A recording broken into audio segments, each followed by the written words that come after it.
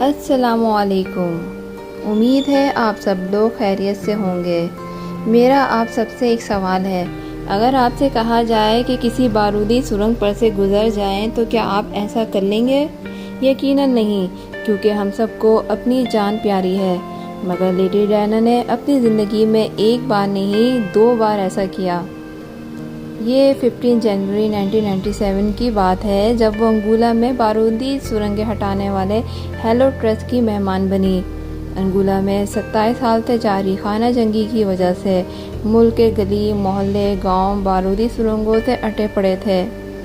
خانہ جنگی کے خاتمے کے بعد بھی ان بارودی سرنگوں کی موجودگی معصوم جانوں کے نقصان اور معذوری کا باعث بن رہی تھی۔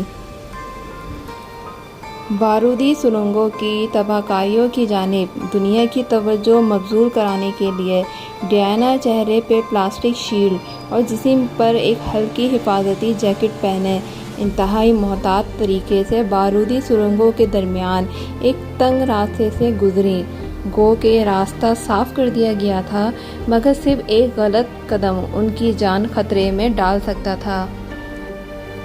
ڈیانا جب واپس پلٹیں تو انہیں احساس ہوا کہ کچھ نیوز فوٹوگرافرز ان کی تصاویر کھینچنے میں ناکام رہ گئے۔ بس پھر کیا تھا، وہ ایک بار پھر اس پرخطر راستے پر چل پڑیں۔ ایسی ہی بہادر تھی لاکھوں دلوں پر راج کرنے والی ڈیانا، جن کے مداحوں کے دلوں میں ان کی یادیں ان کے 60ویں یوم پیدائش کے موقع پر پھر تازہ ہو گئی ہیں۔ انگولا کے اس دورے میں انہوں نے بارودی سرنگوں سے متاثرہ کئی لوگوں سے ملاقاتیں بھی کیں۔ ان کی یہ تصاویر دنیا بھر کے اخبارات میں شائع ہوئیں۔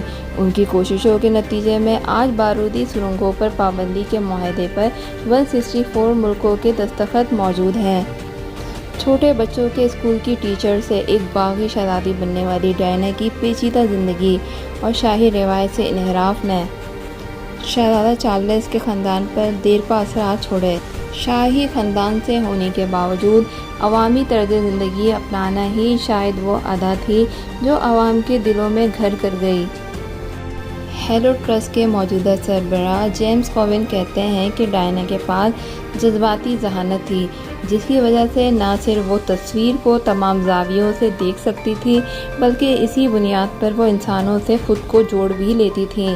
انہیں معلوم تھا جہاں دوسرے لوگ صرف عوام کے دماغ تک پہنچ پاتے ہیں، وہ لوگوں کے دل میں اتر جانے کی صلاحیت رکھتی ہے۔ پیرس کار حادثے میں اپنی موت سے 7 ماہ قبل انگولا کی بارودی سرنگوں میں اترنے کا واقعہ ایسی بہت سی مثالوں میں سے ایک ہے، جس کے ذریعے انہوں نے شاہی خاندان کی عوام تک رسائی ممکن بنائی۔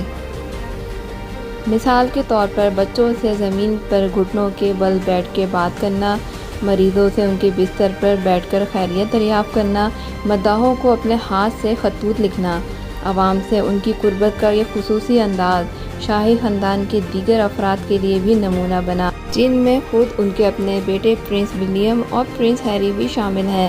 ڈیانا کا یہ طرز زندگی 21ویں صدی میں بادشاہت کے جاری رہنے کو بامقصد رکھنے کے لیے نمونہ عمل ہے۔ یہ حقیقت ہے کہ ڈیانا غریب اور نادار لوگوں سے ملنے والی پہلی شخصیت نہیں تھی۔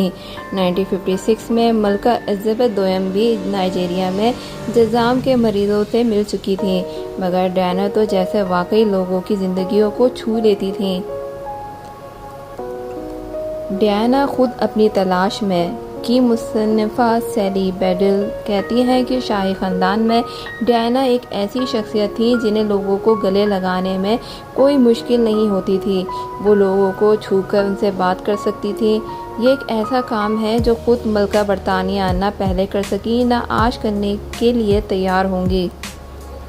ڈیانا کو یہ اندازہ تھا کہ لوگوں سے ان کی یہ قربت بڑی شہ سرخیوں کی زینت بنے گی، اور اس سے وہ تمام مقاصد جن کے لیے وہ کام کر رہی تھی لوگوں کی توجہ حاصل کر پائیں گے۔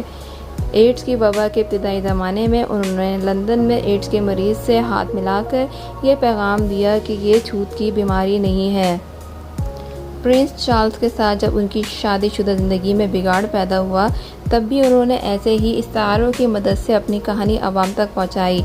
अपने दोनों बच्चों को प्यार से भींचकर अपनी ममता का इजहार करना, भारत के शाही दौरे पर मोहब्बत की अलामत, ताज महल के सामने अकेले तस्वीर खिंचवाना, तलाक के बाद बारूदी सुरंग पर चलना, उन सब में आवाम के लिए पैगामात मौजूद थे।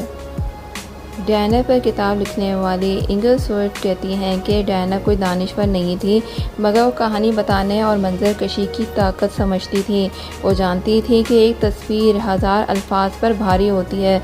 उन्हें बेहतरीन अल्फाज का चुनाव तो नहीं आता था, मगर बेहतरीन तस्वीर क्या है वो बाखूबी जानती थी। इस बात से डायना की शादी का लिबास तैयार करने वाली डिज़ाइनर में से एक एलिज़ाबेथ एमेनुएल भी इत्तेफाक करती है। उनका कहना है कि ये शादी एक 20 साला लड़की का स्कूल टीचर से शहज़ादी बनने का सफ़र था। वो तख्ते बरतानिया के वारिस से रिश्ता जोड़ रही थी।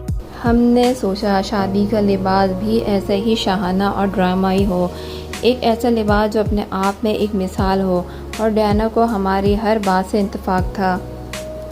मगर एमेनुएल का ये भी कहना है कि इसके साथ साथ डायना में सादगी और इंकिसारी भी थी। उनकी शख्सियत में एक तरह की नज़ाकत या कमज़ोरी भी थी जिसमें लोगों को अपनायत महसूस होती थी। उनकी शख्सियत गलतियों से मुबर्रा नहीं थी, और एक आम इंसान भी बिल्कुल ऐसा ही होता है। इसीलिए लोगों को ऐसा महसूस होता था जैसे वो उनके ही ख़ानदान का फ़र्द हो, जैसे वो उन्हें पहले से जानते हो। डायना के बनाए हुए रास्ते को उनके बच्चों ने भी चुना। शहज़ादा विलियम ने मुस्तकिल तौर पर शाही जिम्मेदारियां संभालने से पहले एयर एम्बुलेंस के पायलट के तौर पर खिदमत अंजाम दी।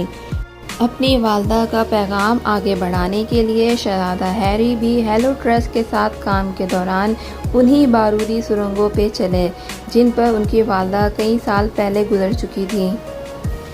डायना की देखा देखी अवामी तर्ज़ अमल अपनाने का ये अमल शाही ख़ानदान के दीगर अफराद में भी नज़र आता है।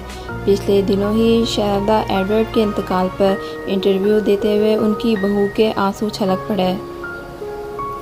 सिर्फ यही नहीं, अवाम को मलका बरतानिया का भी नया रुख उस वक्त देखने को मिला जब वो 2012 के लंदन ओलंपिक्स की इफ्तिताही तकरीब के लिए बनाई गई एक मुख्तसर फिल्म में बॉन्ड गर्ल के तौर पर नजर आईं।